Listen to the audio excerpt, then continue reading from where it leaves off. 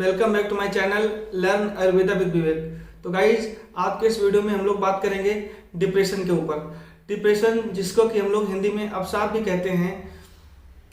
एक भारतीय neuro agency के सर्वे के अनुसार भारत में सबसे ज़्यादा होने वाली कॉमन साइकेट्रिक डिसऑर्डर डिप्रेशन है। अब हम लोग देखते हैं कि कौन से ऐसे लोग हैं जिनमें डिप्रेशन होने की संभावना सबसे ज़्यादा रहती है। College going student, job doing person, job searching person, ये सारे लोग जो होते हैं इनमें डिप्रेशन होने की संभावनाएं सबसे ज़्यादा रहती हैं। फीमेल्स के अंदर मेल की अपेक्षा 2 गुना ज़्यादा संभावनाएं होती हैं डिप्रेशन से पीड़ित होने की। अब हम लोग पता करेंगे कि डिप्रेशन को होने वाले काज कौन कौन से हैं, यानी कि डिप्रेशन के होने के पीछे कारण कौन से हैं, तो हम लोग पता करते हैं। जब हम लोग इसका कारण पता करते हैं तो हम लोग देखते हैं कि उनको 2 कैटेगरी में डिवाइड किया गया है। एक तो हो गया बायोलॉजिकल सोर्स और एक हो गया सोशल सोर्स। सबसे पहले हम लोग बात करते हैं बायोलॉजिकल सोर्स की। 3 केमिकल होते हैं, एक सेरोटोनिन, डोपामिन तथा नॉरएपिनेफ्रिन। जब ब्रेन के अंदर इन तीनों केमिकल्स के लेवल की कमी होने लगती है तो पर्सन के अंदर डिप्रेशन के सिम्टम्स मिलने लगते हैं। तो ये हो गया बायोलॉजिकल सोर्स। इसके बाद हम लोग मूव करते हैं सोशल सोर्स की तरफ। तो सबसे हम लोग देखते हैं कि रिलेशनशिप फेलियर या फिर social problems, family problem, money problem या फिर और भी ऐसी प्रॉब्लम्स जिससे कि कोई भी पर्सन चिंता में पड़ने लगता है या फिर उसको बार बार उसी चीज़ के बारे में सोचने लगता है। तो गाइज अब हम लोग बात करेंगे डिप्रेशन के सिम्टम्स के ऊपर। जब हम लोग डिप्रेशन के सिम्टम्स पर एक नज़र डालते हैं तो हमको 9 से 10 कुछ मेन सिम्टम्स देखने को मिलते हैं। तो सबसे पहले हम लोग देखते हैं पहला सिम्टम, उदासी। डिप्रेशन से ग्रसित जो व्यक्ति होता है वो हमेशा उदास रहता है। उसको लाइफ के अप्स एंड डाउन से कोई फर्क नहीं पड़ता है, यानी कि कोई अच्छा कार्य भी हो जाए जिससे कि उसको खुशी मिलने वाली हो, बट इससे उसको कोई फर्क नहीं पड़ता है और वो उदास ही रहता है। इसके अपोजिट जो लोग नॉर्मल पर्सन अगर वो दुखी है और उसकी लाइफ में कोई अच्छा काम हो जाता है जिससे कि उसको सुख मिलता है या खुशी मिलती है तो उसकी उदासी चली जाती है। बट डिप्रेशन से ग्रसित जो व्यक्ति होता है उसकी उदासी में कोई फर्क नहीं पड़ता है और वो उदास ही रहता है। अब हम लोग दूसरे सिम्टम की तरफ जब मूव करते हैं तो दूसरा सिम्टम हम लोग देखते हैं कि लैक ऑफ इंटरेस्ट। जो डिप्रेशन से ग्रसित व्यक्ति होते हैं उसके अंदर किसी भी कार्य को करने की न तो नो इंटरेस्ट होता है, नो ऑब्जेक्शन होता, किसी भी कार्य करने का मन भी नहीं करता है तथा उस कार्य में उसका अपोज करने का भी मन नहीं करता है। जैसे रिश्ता हो गया, यानी रिलेशनशिप, स्टडीज हो गई, बिजनेस हो गया, जॉब हो गई, इनको करने का इनमें कोई भी उसको इंटरेस्ट नहीं रह जाता है। अब हम लोग तीसरे पॉइंट की तरफ मूव करते हैं तो हम लोग देखेंगे बहुत ज़्यादा अपने आप को गिल्टी फील करता है।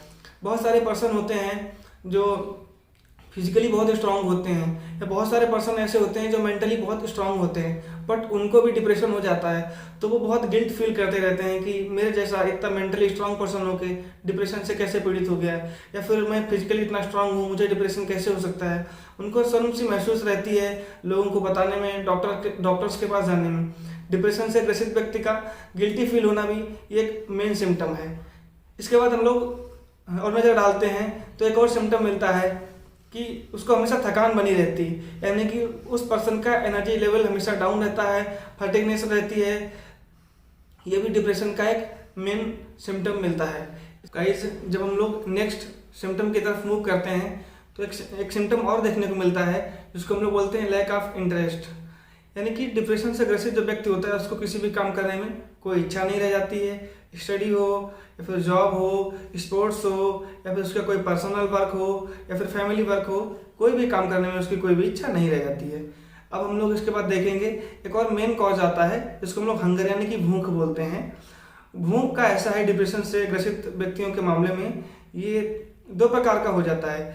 एक तो क्या रहता है कि जिन व्यक्तियों को डिप्रेशन हो जाता है एक 2 किस्म के हो जाते हैं लोग। एक पहले किस्म वो होती है जिसमें उनको भूख बहुत लगती है, यानी कि अगर व्यक्ति डिप्रेशन से ग्रसित है तो इस टाइप के जो पर्सन हैं उनको भूख बहुत लगेगी तो उनका वेट बढ़ जाता है।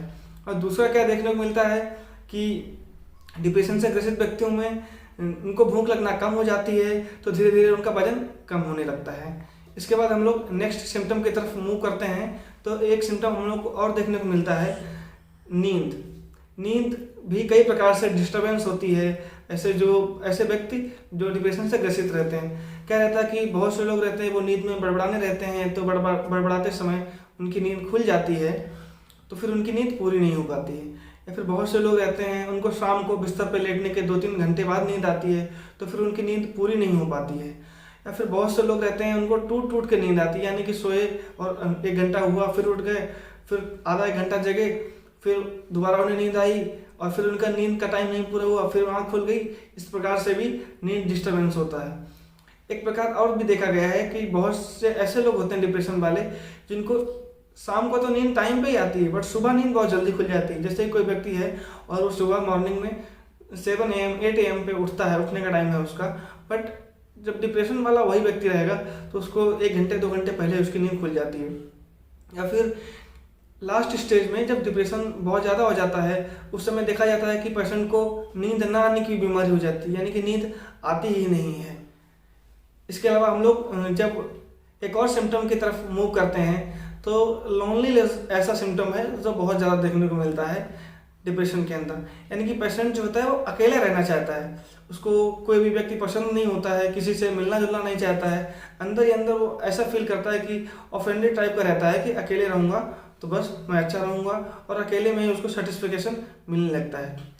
इसके बाद जब हम लोग इसके नेक्स्ट सिम्टम की तरफ मूव करेंगे तो एक निगेटिव थिंकिंग जो होती है वो भी उस पर्सन के अंदर आने लगती है। स्टार्टिंग में क्या रहता है कि पर्सन को बहुत सारे कॉज रहते हैं, उसके चक्कर में डिप्रेशन होता है, फिर धीरे धीरे उसके अंदर नेगेटिव थिंकिंग आती है, धीरे धीरे हर चीज़ के प्रति नेगेटिव सोचता है। मैं ऐसा काम नहीं कर पाऊंगा, मैं अपनी जॉब कंप्लीट नहीं कर पाऊंगा, मुझे जॉब नहीं करनी है, ये सारी फीलिंग धीरे धीरे अंदर उसके अंदर आने लगती है।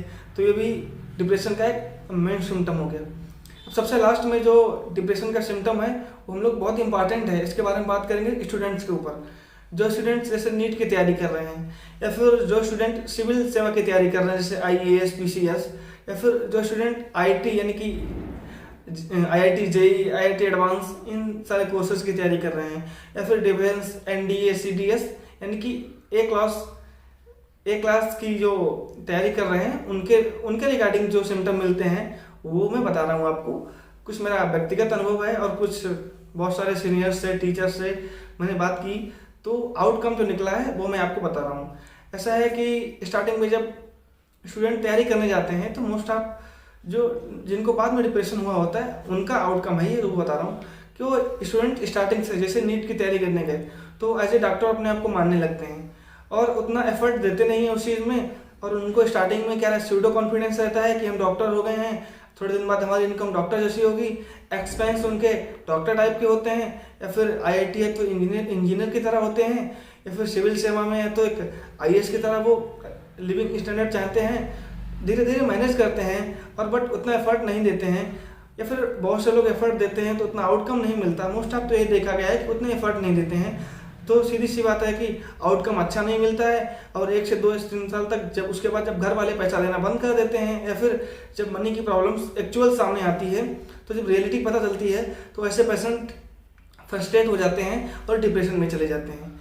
ये रीजन मतलब कहीं ये बुकिश नॉलेज के अकॉर्डिंग नहीं है, ये प्रैक्टिकल है, ये बुक में इसको कहीं मेंशन नहीं किया गया है, बस ये कुछ टीचर्स और क्लासमेट्स, सीनियर्स या फिर जूनियर्स इन सभी के जो फ्रेंडली डिस्कशन हुआ उसके आउटकम से निकला, तो जो मुझे लगा कि आपको बताना चाहिए वो मैंने आपको बताया। अब हम लोग देखेंगे डिप्रेशन इन फीमेल्स, यानी कि फीमेल्स में डिप्रेशन थोड़ा मेल से अलग रहता है और उसकी संभावना ज़्यादा रहती है, तो हम लोग इसी पर बात करेंगे। फीमेल्स में मेल की अपेक्षा डिप्रेशन होने की संभावनाएं 2 गुना ज़्यादा होती हैं। ऐसा इसलिए भी है कि फीमेल्स के हार्मोन भी जो रहते हैं वो डिप्रेशन के लिए अपेक्षाकृत ज़्यादा जिम्मेदार होते हैं, और फीमेल्स सोशली भी बहुत जल्दी और बहुत ज़्यादा परेशान हो जाती हैं। इसके अलावा फीमेल्स के अंदर चिड़चिड़ापन रहता है हार्मोनल के कारण, या फिर बहुत सारे फीमेल्स को मेंसेस में प्रॉब्लम हो जाती है या फिर रहती है, तो ऐसी फीमेल्स को भी डिप्रेशन होने के चांसेस ज़्यादा रहते हैं। अब कुछ मेन सिम्टम हैं जो फीमेल्स में डिप्रेशन के अंदर पाए जाते हैं वो मैं आपको बता रहा हूँ। सबसे पहली बात तो ये है कि चिड़चिड़ापन होना, दूसरी बात उदास होना, भूख न लगना या फिर भूख ज़्यादा लगना, या फिर बहुत सारी फीमेल्स ऐसी होती हैं जिनको पूरे बदन में दर्द हमेशा बना रहता है विदाउट एनी मेडिकल रीजन के, यानी कि बिना किसी मेडिकल रीजन के उनको हमेशा पूरे समय बदन दर्द बना रहता है। इसके अलावा फीमेल्स में क्या रहता है कि दिमाग शांत नहीं रहता है, हमेशा चलता रहता है, ये सिम्टम भी देखने को मिलता है। तथा कॉन्स्टिपेशन, ये भी डिप्रेशन का एक फीमेल्स में मेन सिम्टम मिलता है।